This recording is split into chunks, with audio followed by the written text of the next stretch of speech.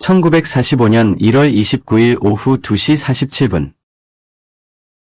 벨기에 홀츠하임. 레너드 핑크 1등 상사.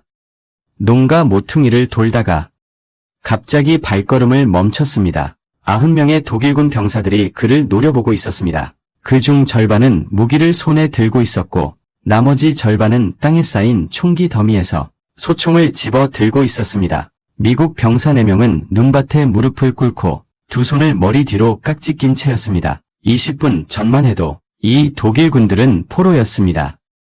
그중 80명은 핑크의 연대가 이 마을을 공격할 때 포획한 것이었죠. 4명의 병사가 그들을 감시하고 있었는데 이게 동원할 수 있는 병력의 전부였습니다. 이제 그들은 자유가 되었고 무장까지 마쳤으며 후방에서 서부 연합군을 공격할 작전을 짜고 있었습니다. 한 독일군 장교가 앞으로 걸어와 MP40 기관단총을 핑크의 배에 겨누며 독일어로 무언가를 큰 소리로 외쳤습니다.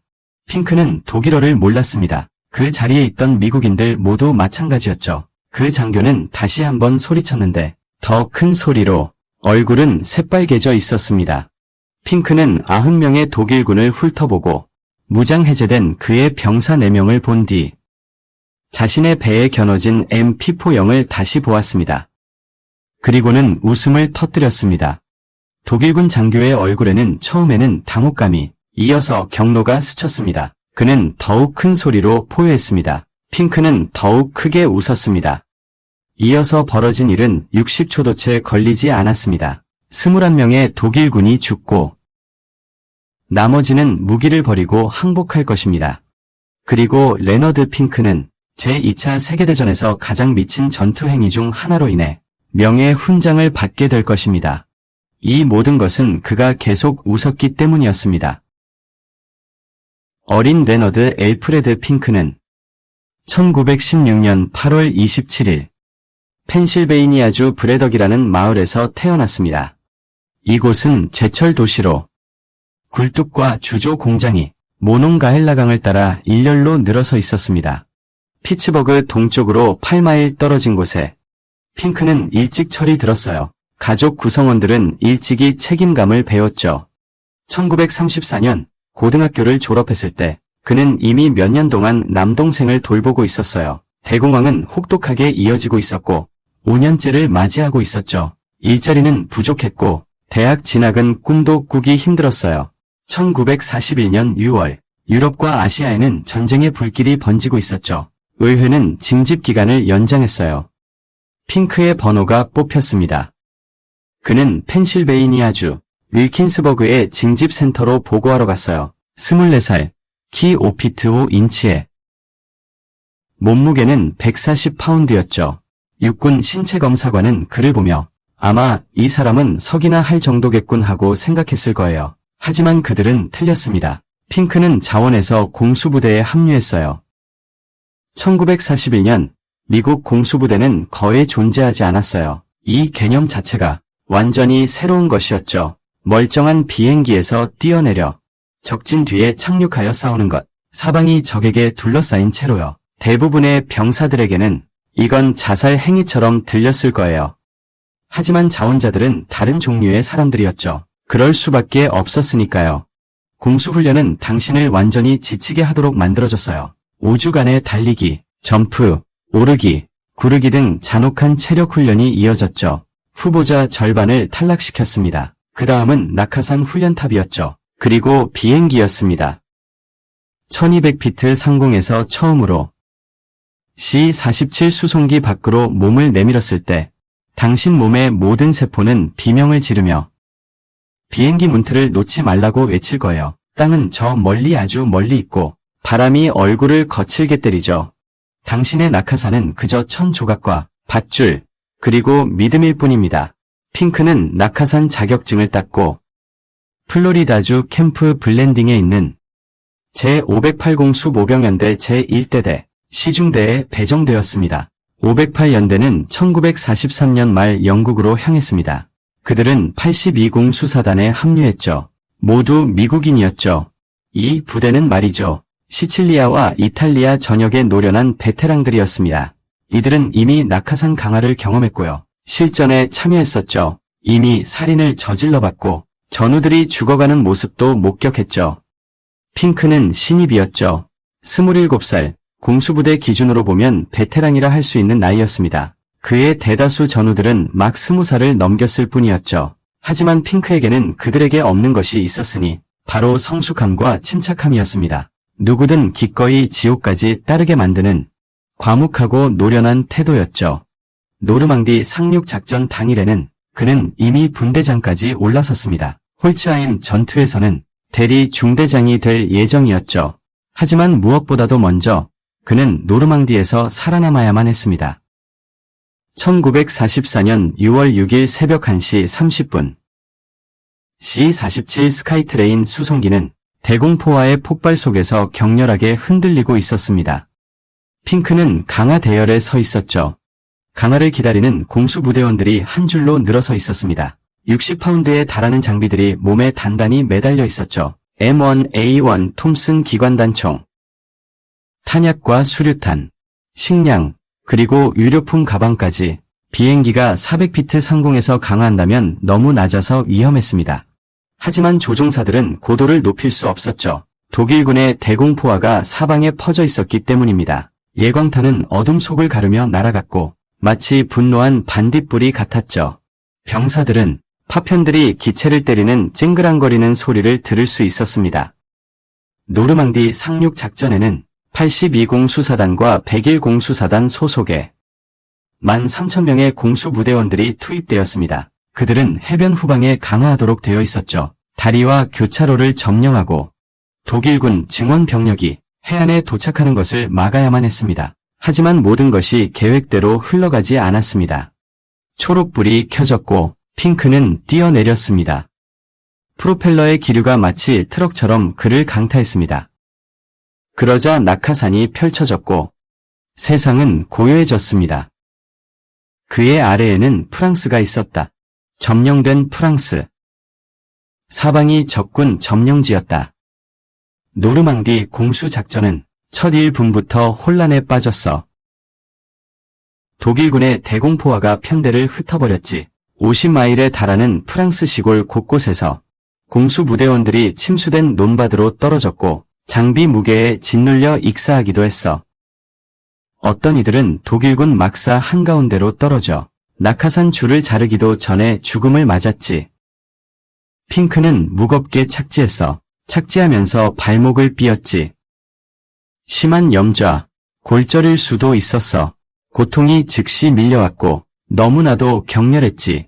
앞으로 2주간 내딛는 모든 발걸음이 고통스러울 거야. 하지만 그는 걸을 수 있었어. 싸울 수 있었으니 그걸로 충분했지.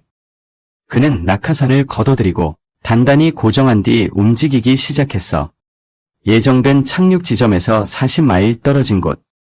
40마일 떨어진 독일군 점령지. 어둠 속에서 홀로. 몇 시간 안에 그는 길 잃은 공수부대원들을 모았어. 다른 부대, 다른 비행대, 다른 연대 출신의 병사들이었지. 최종적으로 18명. 모두가 리더를 찾고 있었어. 핑크는 그들에게 리더십을 주었지. 10일 동안 핑크는 이 무리를 이끌고 독일군 점령지를 횡단했어. 밤에는 행군하고 낮에는 몸을 숨기고 필요할 땐 싸우면서 말이야. 발목을 다쳤음에도 불구하고 그는 선두를 고집했어. 가장 위험한 위치에 자신을 두면서 부하들을 보호했지. 6월 17일 그들은 연합군과 합류했어. 단 한 명도 빠짐없이 모두 살아남았어. 사상자 없이. 적지에서 10일. 40마일에 달하는 독일군 점령지 프랑스. 레너드 핑크는 그들을 모두 무사히 기한시켰어. 수훈 십자 훈장. 세 번째로 높은 등급의 전투 훈장이야. 게다가 공로를 인정받아 동성 훈장까지 받았지. 거기에 그의 첫 퍼플 하트 훈장까지. 임무는 이제 막 시작됐을 뿐이었죠. 1944년 9월 17일 네덜란드 마켓가든 작전. 사상 최대 규모의 공수 강습 작전이었죠. 3만 5천 명의 낙하산 부대가 네덜란드에 강화해 라인강 위의 교량들을 확보하는 작전이었어요. 영국, 미국, 폴란드군이 함께 강화했죠. 성공한다면 연합군은 크리스마스 전에 독일에 진입할 수 있었을 거예요. 몽고메리 원수의 계획은 야심만만했죠. 어쩌면 너무 지나쳤을지도 몰라요. 낙하산 부대원들은 확보해야만 했어요. 64마일의 네덜란드 영토 위 7개의 다리들을 며 지상군은 고속도로를 따라 질주하며 그들과 합류할 예정이었죠. 모든 것은 속도에 달려 있었어요. 기습, 그리고 한치의 오차도 없어야 했죠. 하지만 결과는 모든 것이 뒤틀렸습니다. 영국 제10수사단은 아르넘에 강화했는데 가장 멀리 떨어진 다리였죠. 그들은 그곳에 없었어야 할 SS 무장 친위대 기갑 사단에 포위당하고 말았어요. 9일 동안 거리에서 싸웠지만 1만 명 중 겨우 2,000명만 탈출할 수 있었어요. 그 아득히 먼 다리는 넘볼 수 없는 다리라는 이름으로 군사 역사에 기록되었죠. 하지만 레너드 펑크는 전체적인 상황을 몰랐어요. 그는 오직 자신의 임무만을 알고 있었죠. 공수작전을 지원하고 착륙지대를 안전하게 확보하고 독일군을 제거하는 것. 착륙 후 그의 연대는 목표를 달성했어요. 일상적인 임무였죠. 508연대는 네이메헨 근처에서 싸우며 지상군의 진격을 위해 교량 확보를 도왔어요. 그러다 펑크는 계획에 없던 상황을 발견했어요. 독일군 20mm 코드 대공포 3문이 다가오는 연합군 글라이더에 발포하고 있었죠. 글라이더에는 증원군, 지프, 포탄과 탄약, 의료 물자가 실려 있었죠. 저 대공포들이 계속 발포한다면 수백 명이 땅에 닿기도 전에 죽을 거예요. 포대 진지는 폭스힐 근처 고지대에 설치되어 있었죠. 약 20명의 독일군이 무기를 조작하며 경계 태세를 갖추고 있었어요. 모래주머니 위장과 교차 사격까지. 펑크에겐 고작 3명밖에 없었죠. 표준 군사 이론에 따르면 고정된 진지를 공격하려면 3, 1의 우세가 필요하다고 합니다. 핑크의 상황은 정반대였죠. 그는 7명을 상대로 혼자서 싸웠지만 그래도 공격을 감행했습니다. 핑크는 솔선수범하여 그의 3인조 순찰대를 이끌고 독일군 진지를 습격했습니다. 그들은 경계병들을 제거하고 포병 진지로 돌격하여 산문의 포와 포병대원들을 모두 파괴했습니다. 독일군 20명, 미군 3명. 포성은 잠잠해졌습니다. 글라이더는 안전하게 착륙했습니다. 특별 공로 십자 훈장입니다. 두 번째로 높은 등급의 용맹 훈장으로 명예 훈장 다음으로 높은 훈장이죠.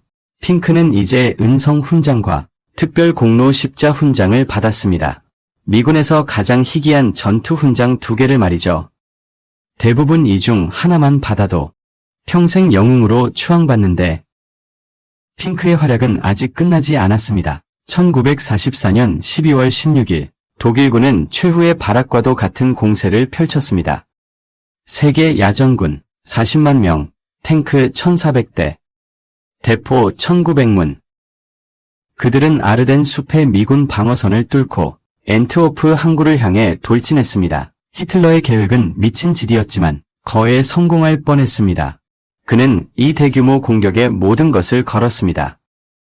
연합군을 분리하고 엔트워프를 점령하여 연합국이 휴전협상에 응하도록 강요하려 했습니다. 그렇게 되면 독일은 동부 전선의 소련과 그 사람들에게 전력을 집중할 수 있게 됩니다. 미국인들에게는 이건 정말 악몽 같은 상황이었습니다. 공세가 강타한 곳은 신병들이나 전선에서 물러나 휴식 중이던 지친 베테랑들이 지키고 있던 취약한 구역이었고 그곳은 완전히 무너져버렸습니다. 수천 명의 병사들이 항복했습니다. 독일군의 진격은 연합군 방어선에 50마일 깊이의 돌출부를 만들었습니다. 벌지 전투였습니다. 미 육군이 2차 세계대전에서 가장 큰 전투를 치렀습니다. 전투가 끝났을 때 미군은 8만 9천 명의 사상자를 냈죠. 날씨는 극도로 혹독했습니다. 폭설과 한파가 몰아쳤고 기온은 영하 15도까지 떨어졌습니다. 병사들은 포탄 구덩이에서 얼어 죽었습니다. 무기는 고장나고 차량은 시동이 걸리지 않았습니다. 추위는 독일군만큼이나 치명적이었죠. 그리고 말메디 사건입니다. 1944년 12월 17일 벌지 대공세가 시작된 지 하루 뒤 2사단 85야전 포병 관측 대대의 한 차량 행렬이 보근의 교차로 근처를 지나가다가 파이퍼 전투단의 선봉대와 마주쳤습니다. 이는 SS 기갑 전투단이었죠. 미군 병사들은 보급 부대였습니다. 포병, 관측병, 무전병 등이었죠. 그들은 장비도 없었습니다. 탱크와 장갑 보병에 맞서 싸울 만한 짧은 교전 후 113명의 미군 병사들이 항복했습니다. 그들은 교차로 근처 한 농부의 밭으로 몰렸습니다. 두 손을 들고 무장을 해제한 채 전쟁 포로가 되었죠. 그리고 SS 병사들이 발포했습니다. 기관총과 권총, 소총으로 말이죠. 독일군은 마치 가축을 도살하듯 그들을 쏴 죽였습니다. 도망치려던 사람들은 쓰러졌고 부상을 입고 쓰러진 사람들은 확인 사살당했습니다. 84명의 미군 병사들이 그 밭에서 죽었습니다. 어떤 이들은 죽은 척하여 살아남았습니다. 그들은 몇 시간 동안 눈밭에 누워 있었고 독일군의 군화 소리가 그들 옆을 지나갔습니다. 독일군의 웃음소리가 들려왔죠. 날이 저문 후 43명의 생존자들은 기어가 미군 방어선으로 돌아왔습니다. 이 소식은 미군 전체에 퍼졌습니다. 몇 시간 안에 독일군이 전쟁 포로들을 처형한다는 말메디 사건은 모든 것을 바꾸어 놓았습니다. 그 전까지는 유럽 전쟁에도 규칙이 있었죠. 비공식적이고 불문율이었지만요. 하지만 실제로 존재했다. 병사들은 절망 속에서 항복했고 포로들은 제네바 협약에 따라 대우받았다. 적들 사이에는 냉혹한 직업 정신이 있었다. 마르메디 사건 이후 규칙은 사라졌다.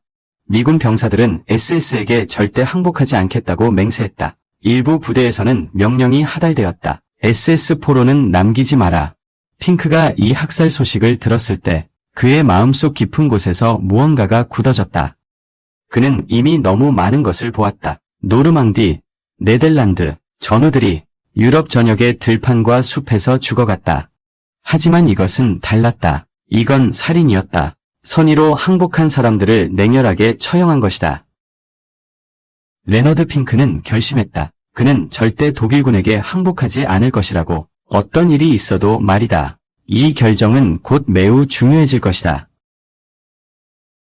1945년 1월 29일 아르덴. 독일군의 공세는 이미 분쇄되었다. 이제 연합군이 반격 중이다. 제508 보병연대 시중대는 명령을 받았다. 벨기에 홀츠하임 마을을 점령하라는. 문제가 하나 있었다. 시중대는 병력이 부족했다. 부중대장, 즉 2인자가 이미 전사했다. 그들은 공격을 시작할 만큼 충분한 병력이 없었다. 핑크는 이제 대리 부중대장이었다. 그는 부족한 병력 명단을 바라보았다. 그리고 결정을 내렸다. 그는 중대본부 텐트로 향했다. 그 안에는 서기, 대기 병력, 취사병 등 보통 전장에 나가지 않는 사람들이 있었다. 이제 너희는 모두 보병이다. 핑크는 그들에게 말했다. 무기를 들고 저 마을을 점령할 것이다. 그는 임시 중대를 편성했다. 30명의 병사들은 전쟁 기간 동안 대부분의 시간을 책상 뒤에 앉아 있었다.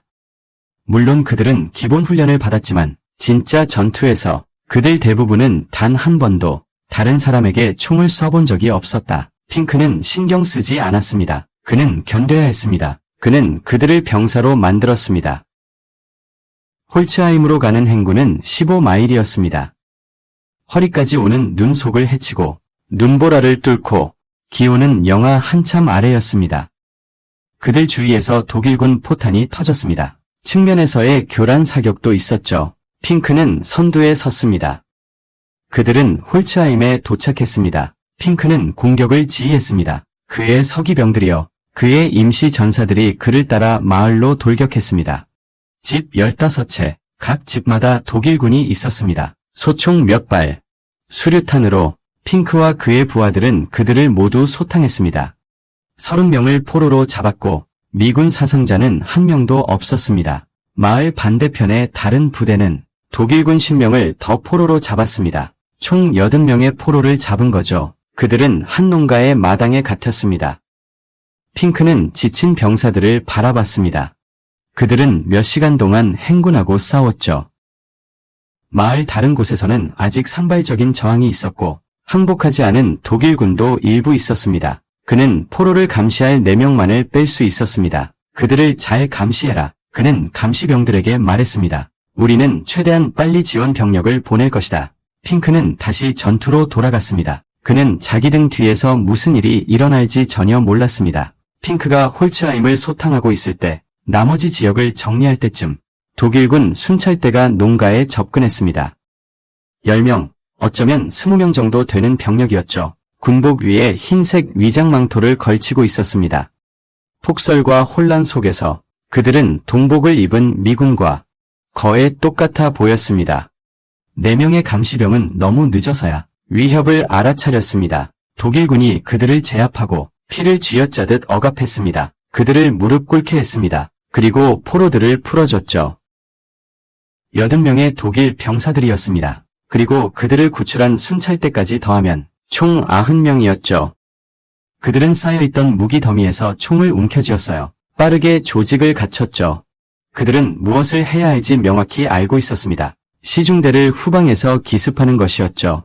핑크의 중대는 마을 곳곳에 흩어져 있었고 잔당들을 소탕 중이었어요. 그들은 후방에서 공격받을 거라고 예상치 못했죠. 만약 90명의 독일군이 분산된 그들을 뒤에서 공격한다면 그건 학살이 될 겁니다.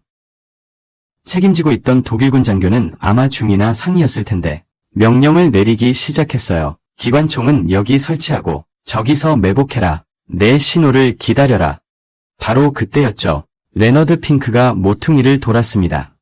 핑크는 포로들을 확인하는 일상적인 업무를 위해 온 것이었어요. 감시병들이 무사한지 확인하고 보급품이 도착했는지 보러 온 거죠. 그가 90명의 무장한 독일군과 마주칠 거라고는 전혀 예상하지 못했습니다. 그는 놈과 모퉁이를 돌았고 눈앞에 펼쳐진 현실 초월적인 장면에 얼어붙었죠. 그의 감시병 4명은 눈밭에 무릎 꿇고 있었고 원래 무장해제되어 감시받아야 할 포로들이 사방에 서 있었으며 손에는 소총을 들고 있었습니다. 전투를 조직하고 있었어요. 독일군 장교는 즉시 핑크를 발견했습니다. 그의 소매에 있는 1등 군사 계급장은 그가 우두머리라는 것을 보여주었죠. 전리품이었습니다. 장교는 성큼성큼 앞으로 걸어와 MP40을 핑크의 배에 들이밀었습니다. 그리고 독일어로 명령을 고함쳤어요. 항복하고 무기를 버려. 하지만 핑크는 독일어를 몰랐습니다. 그는 장교가 무슨 말을 하는지 전혀 알 수 없었죠. 장교는 다시 한번 고함쳤습니다. 더 크게. 그의 얼굴은 새빨개졌고 목에는 핏줄이 솟아올랐죠. 핑크는 주위를 둘러보았습니다. 90명의 독일군 중 절반은 이미 무장했고 그의 4명은 무장해제당한 채 전혀 반격할 힘이 없었습니다. 또 다른 미국 병사 1명이 그의 옆에 서 있었지만 마찬가지로 아무것도 할 수 없었죠. 생존 확률은 0이었습니다.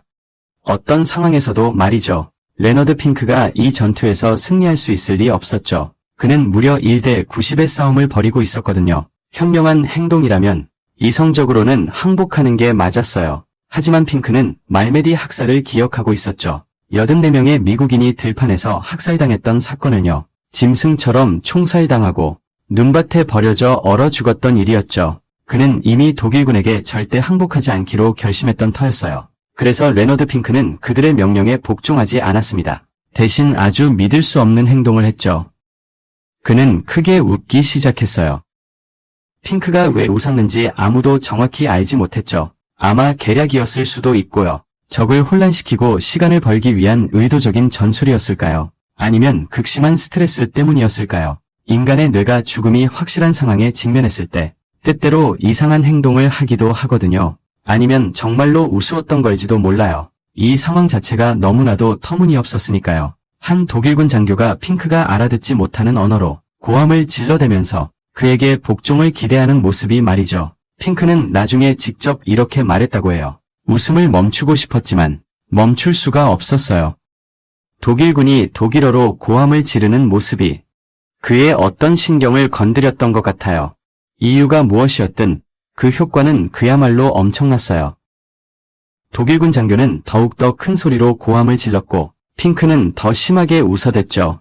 그는 허리를 숙인 채 어깨를 들썩이며 웃었어요. 그러더니 부하들에게 이렇게 소리쳤습니다. 저 사람이 무슨 말을 하는지 못 알아듣겠다고. 그러자 일부 독일군 병사들도 웃기 시작했어요. 분위기는 정말 기이하다 못해 묘해졌죠. 자신들의 장교는 화가 나서 얼굴이 새빨개지도록 소리치는데 이 미국인만은 웃음을 멈추지 않는 상황. 장교는 완전히 혼란에 빠졌어요. 포로들은 이렇게 행동하지 않거든요. 그들은 용서를 빌고 애원하고 또 복종하기 마련이잖아요. 그들은 누군가가 총을 자신의 배에 대고 있을 때도 거기 서서 낄낄 웃지 않는다고요. 결정적인 몇 초 동안 독일군 장교는 어찌할 바를 몰랐습니다. 그리고 레너드 핑크는 이 몇 초를 이용합니다. 여전히 웃고 있는 것처럼 보였습니다. 핑크는 천천히 그의 톰슨 기관단총으로 손을 뻗습니다. 기관단총. 총은 그의 어깨에 걸려 있었습니다. 이것은 상병의 표준 휴대 방식이었습니다. 독일군 장교는 바라봅니다. 좋아. 이 미국인이 마침내 무기를 넘겨주려 하는군. 핑크의 손이 톰슨의 손잡이를 움켜잡았습니다. 그는 천천히, 조심스럽게 그것을 어깨에서 내립니다. 독일군은 약간 긴장을 풀었습니다. 그는 곧 포로가 한 명 더 늘어날 것이고 전리품도 하나 더 생기는 것이었습니다. 그러고 나서 핑크가 움직였습니다. 일사천리로 너무 빨라서 생각할 틈도 없었습니다. 그는 톰슨을 휘둘러 내렸고 총구는 목표물을 겨냥했습니다. 방아쇠를 당겼습니다. MAA-1 톰슨은 분당 600발의 속도로 45구경 권총탄을 발사했습니다. 근거리에서는 모든 총알이 마치 대형 망치처럼 목표물을 강타합니다. 총알은 단순히 상처를 입히는 것이 아니라 파괴해버립니다. 첫 점사가 독일군 장교의 가슴을 명중했습니다. 3초 안에 30발의 총알이, 장교는 아직 쓰러지기도 전에 이미 죽었습니다. 핑크는 멈추지 않았습니다. 멈출 수 없었습니다. 그가 총을 쏜 그 순간부터 그에게는 오직 두 가지 선택지뿐이었습니다. 모든 사람을 죽이거나 자신이 죽거나. 중간 지대는 없었습니다. 그는 몸을 돌려 계속해서 사격했습니다. 톰슨은 그에게 가장 가까이 있던 독일군 병사들을 향해 총알을 한 줄기 흩뿌렸고 활 모양의 탄막이었습니다. 사람들은 비명을 지르고 쓰러져 갔습니다. 선열이 눈밭 위에 튀어올랐고 탄피는 공중에서 뒹굴고 추위 속에서 뜨거운 김을 뿜어냈습니다. 탄창이 비었습니다. 30발의 총알이 몇 초 만에 다 발사된 것입니다. 이것은 결정적인 순간입니다. 만약 당신이 능숙하다면 톰슨의 탄창 교체에는 2초가 걸립니다. 2초는 교전 중에도 영원과 같죠. 2초면 충분해요. 90명의 독일군이 미국인 1명을 죽일 수 있을 만큼 충분한 시간. 핑크는 빈 탄창을 빼내고 새로운 탄창을 장전하며 노리쇠를 당깁니다. 계속해서 사격하죠. 이 모든 동작이 눈 깜짝할 새도 안 걸립니다. 바로 근육 기억이죠. 수천 시간에 달하는 훈련. 하나의 유려한 동작으로 압축된 것입니다. 그와 동시에 그는 부하들에게 소리칩니다. 그들의 무기를 집어들어. 4명의 부하들은 아직 땅에 무릎 꿇은 채 죽은 독일군이 떨어뜨린 소총에 달려듭니다. 불과 몇 초 전까지만 해도 그들은 포로였죠. 하지만 지금은 목숨을 걸고 싸우고 있습니다. 독일군은 혼란에 빠집니다. 자신들의 장교는 죽었고 방금 전까지 웃고 있던 그 미국인이 이제 그들을 죽이고 있습니다. 누구도 이런 명령을 내린 적이 없어요. 아무도 어떻게 해야 할지 모릅니다. 그들 중 일부는 공포에 얼어붙습니다. 핑크의 머리 옆을 총알이 휙휙 스쳐 지나갑니다. 한 발의 총알이 그의 옆에 서 있던 병사를 죽입니다. 핑크는 계속해서 사격합니다. 움직이며 사륙을 펼칩니다. 그의 부하들은 이제 무기를 갖게 되었습니다. 그들 또한 사격하고 있죠. 독일군은 그들이 전혀 예상치 못했던 십자포화 속에 휩싸입니다. 단 60초, 그게 전부입니다. 21명의 독일군 병사가 눈밭에 쓰러집니다. 또 다른 24명은 부상을 입었죠. 나머지 40여 명은 무기를 버리고 두 손을 들어 올립니다. 포로들은 다시 포로가 된 것이죠. 레너드 핑크는 아수라장 한가운데 서 있습니다. 톰슨 기관단총의 총구에서는 연기가 피어오르고요. 주위는 온통 시체로 뒤덮여 있습니다. 그는 부하들에게 말합니다. 내가 본 것 중에 가장 어리석은 일이야. 이후의 이야기는 거의 용두삼이 같았죠. 시중대는 홀츠하임을 장악했습니다. 어쨌든 사로잡힌 독일군은 살아남았습니다. 그들은 더 엄격한 감시 아래 후방으로 이송되었고요. 핑크는 이 일을 그의 지휘관에게 보고했습니다. 그냥 또 한 번의 교전, 전쟁 속 그저 또 다른 하루였다. 그 이야기는 연대 전체로 퍼져나간다. 사단 전체로, 제82공 수부대 전체로. 90명의 독일군을 비웃던 하사가 토미 건으로 그들 중 절반을 죽였다는 이야기.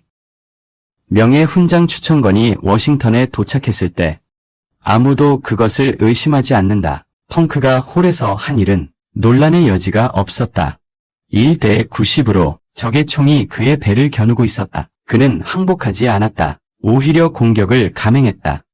공식 표창장에는 이렇게 쓰여 있었다. 한 독일 장교가 기관단총으로 그의 복부를 겨누며 그에게 항복을 명령했다. 수적으로 열세임에도 불구하고 거의 죽음을 면치 못할 상황이었다. 펑크 하사는 명령에 복종하는 척하며 천천히 어깨에서 기관단총을 내리기 시작했다. 그리고는 번개 같은 속도로 총구를 적에게 겨눴다.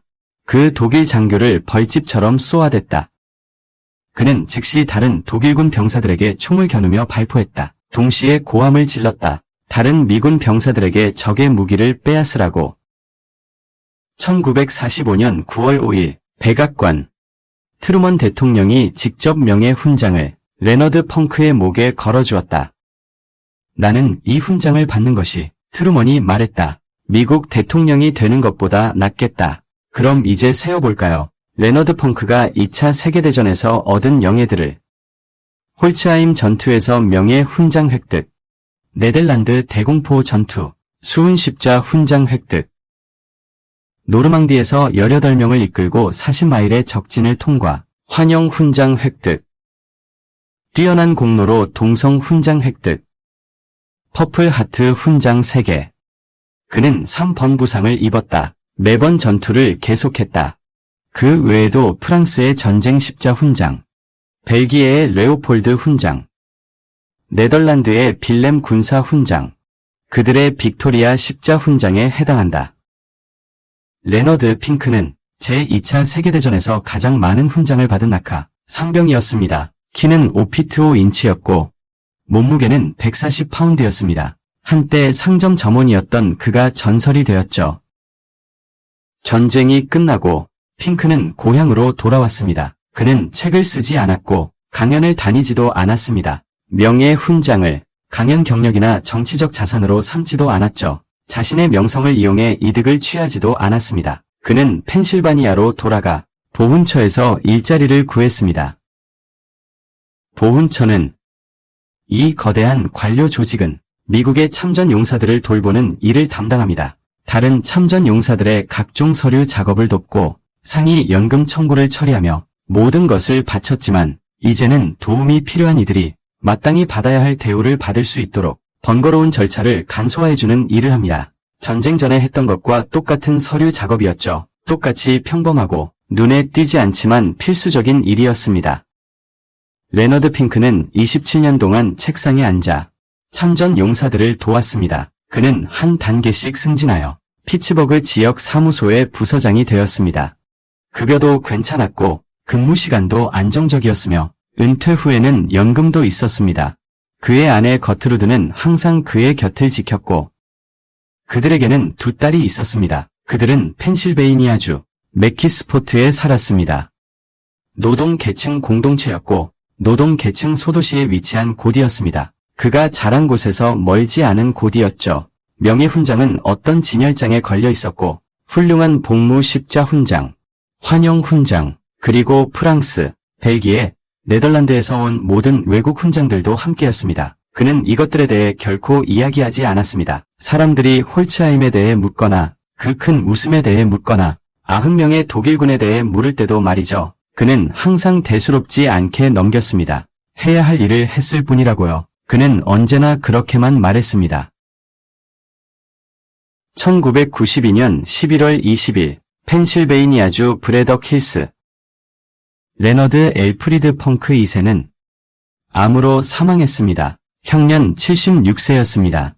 그는 알링턴 국립묘지 35구역에 안장되었습니다. 묘비 번호 23,734. 그리고 역대 미군 전쟁 영웅들과 함께 잠들어 있습니다. 사망 당시 그는 제2차 세계대전 제82공 수사단의 마지막 생존자이자 명예훈장 수훈자였습니다. 포트 브레그는 현재 포트 리버티로 이름이 바뀌었지만 그곳의 한 피트니스 센터가 그의 이름을 따서 명명되었습니다. 펜실바니아주의 한 고속도로와 그의 이름을 따서 명명되었습니다. 맥키스포트의 한 우체국 역시 2023년에 그의 이름을 따서 명명되었죠. 하지만 대부분의 사람들은 레너드 펑크에 대해 들어본 적이 없습니다. 그들은 오디 머피를 알고 엘빈 요크도 알죠. 유명한 명예 훈장 수훈자들 말이에요. 하지만 그들은 키 작고 말이 없는 소총수를 모릅니다. 90명의 독일군에게 웃음을 터뜨리고 톰슨 기관단총으로 21명을 사살한 사람을요. 레너드 펑크의 이야기는 우리에게 이런 교훈을 줍니다. 전쟁은 키 큰 사람을 좋아하지 않습니다. 강한 사람도 좋아하지 않고요. 무모하거나 용감한 사람도 좋아하지 않습니다. 전쟁이 선호하는 것은 바로 모두가 생각하기를 멈췄을 때에도 여전히 생각하는 사람입니다. 홀츠하임에서 레너드 펑크는 항복할 충분한 이유가 있었습니다. 수학적으로는 승산이 전혀 없었죠. 90대 1이었습니다. 총구가 배에 겨눠져 있었고요. 그의 부하들은 이미 포로로 잡혀 있었습니다. 그 어떤 이성적인 사람이라도 포기했을 겁니다. 하지만 펑크는 숫자를 따지지 않았습니다. 그가 생각한 것은 말메디였죠. 84명의 미군 병사들을 들판에서 학살당했던 것을 생각했습니다. 독일군이 포로를 다루는 방식을 생각했습니다. 그리고 자신의 부하들도 생각했죠. 땅에 무릎 꿇은 경비병 4명은 마을 곳곳에 흩어져 있던 병사들은 만약 이 독일군들이 탈출한다면 그들은 뒤에서 습격을 당할 것입니다. 그래서 그는 웃었습니다. 아마도 전술이었을지도, 아마도 압박감 때문이었을지도, 아마도 그에게는 모든 상황이 너무 터무니없었기 때문이었을지도 모릅니다. 그 독일 장교가 혼란스러워하고 모두가 균형을 잃었을 때 레너드 핑크가 움직였습니다. 60초 후 그는 시체 더미 한가운데 서 있었고 살아 있었습니다. 죽었어야 했지만 살아 있었습니다.